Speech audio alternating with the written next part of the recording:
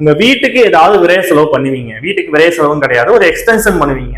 Extension என்ன, ஒரு room extra எடுக்கிறது, இல்ல மாடி பக்கம் ஏதாவது சீட்டு போடுறது, இது மாதிரி வீட்டுக்கு ஏதாவது சுப விரயம் ஒண்ணு பண்ணுவீங்க. மாதிரி வீட்டு சம்பந்தப்பட்ட விஷயத்த ஒரு சின்ன மாற்றங்கள் இருக்கும். அதே மாதிரி பழைய வண்டியை கொடுத்து புது வண்டி வாங்குவீங்க. ஏன்னா ராகு புதுமை விரும்பின்னு சொல்றவர். அப்ப பழைய வண்டியை கொடுத்துட்டு புது வண்டி வாங்குறது, இல்ல ஒரு வண்டி இருக்கும்போது இன்னொரு வண்டி வாங்குறது, கார் வாங்குறது, இது மாதிரி விஷயங்கள்லாம் நடக்கும். அதே மாதிரி பிரம்மாண்டமான சொத்து இருக்கு பாத்தீங்களா, பெருசா இடம் வாங்குறது, பெரிய லெவல்ல வீடு கட்டுறது, பிரம்மாண்டமான சொத்து கிடைக்கிறது, இதெல்லாம் 4ஆம் இடத்துக்கு ராகு வரும்போது நடக்கும்.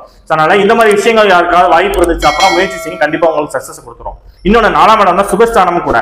சுபஸ்தானத்துக்கு ராகு வரும்போது லக்ஸரியான ஐட்டங்கள் வாங்குவோம். வீட்டுக்கு இருந்தாலும் சரி எதுவாமே, இப்ப வீட்டுக்கு எல்லாத்துக்கும் பாத்தீங்கன்னா லக்ஸரியான ஐட்டம்ஸ் நிறைய வாங்குவோம். என்ன 4ஆம் இடத்துக்கு ராகு வரப்ப ஒரு சின்ன டிராபேக் என்ன கொடுக்கும் அப்படின்னா, அம்மாவோட ஹெல்த்ல கொஞ்சம் கேர்ஃபுல்லா எடுத்து பாத்துக்கணும். 4ஆம் இடம் தான் தைஸ்தானம் சொல்றது. அந்த இடத்துக்கு ராகு வரும்போது அம்மாவோட ஹெல்த்தை மட்டும் கொஞ்சம் பாத்துக்கணும். அதே நேரத்துல வீட்டுக்கு தேவையில்லாத செலவு பண்ணிடுவோம். நான் சொன்ன மாதிரி நீங்க நல்லா வீட்டுக்கு சுபவரியம் எல்லாம் பண்ண போறீங்கட்டேன், ஆனா ஒரு எக்ஸ்ட்ரா பாத்தீங்கன்னா தேவையில்லாத ஒரு இடத்துல செலவு பண்ணிடுவோம், தேவையில்லாத செலவு எடுத்து விட்டுரும். அதுல கொஞ்சம் கேர்ஃபுல்லா இருந்துக்கணும். புதுசா சொத்து வாங்குறேன்னா வாங்கலாம், உடல்நிலையில கொஞ்சம் கேர் எடுத்து பாத்துக்கணும். ஏன்னா 4ல ராகு அப்படின்னா உடல் சுகஸ்தானம் அப்படின்னு சொல்றது 4ஆம் இடம். அந்த இடத்துக்கு ராகு வரும்போது சின்ன சின்ன டிஸ்டர்பன்ஸ் வரும். 10ல கேது தொழில் பண்றவங்களுக்கும் நன்மையை கொடுத்துரும். முக்கியமா 10ஆம் இடத்துல ஒரு பாவகிரகம் இருக்குன்னு சொல்லுவாங்க. 10ல கேது இருக்கலாம். அப்ப தொழில் நல்லா இருக்கும், தொழில் நல்லபடியா முறையில போகும்.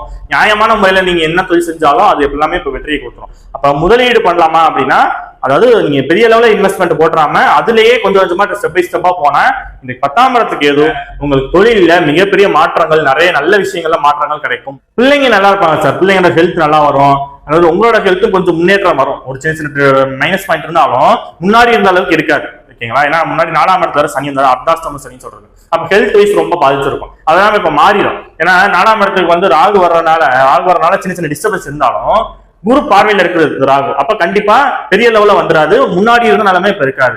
அதே மாதிரி உயர்கல்வி படிக்கலாமா, படிக்கலாம். புதுசா ஏதாவது கல்வி படிக்கலாமா, படிக்கலாம். அதாவது இப்ப நீங்க படிச்சிருக்க டிகிரி எல்லாம் தவிர புதுசா வேற ஏதாவது படிக்கலாமான்னா அது படிக்கலாம்.